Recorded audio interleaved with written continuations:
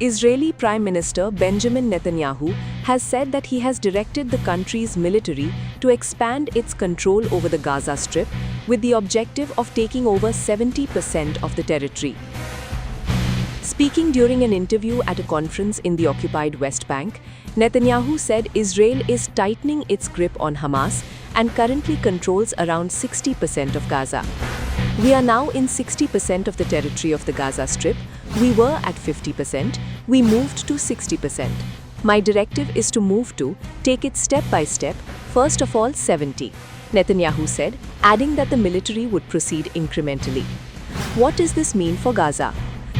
Earlier reports indicated that the Israel Defense Forces, or IDF, had issued maps to aid agencies showing control over nearly 64% of Gaza.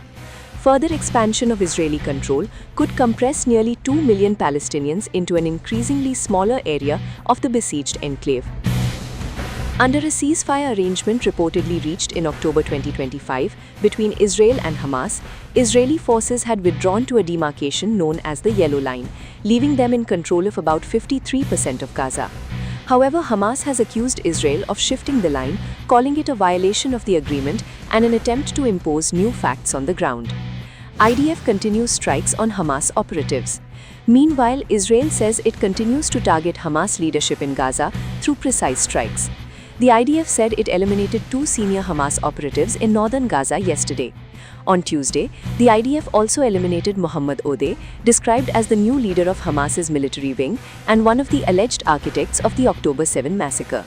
According to Israel's Prime Minister's office, the operation was carried out on the instructions of Prime Minister Benjamin Netanyahu and Defense Minister Israel Katz.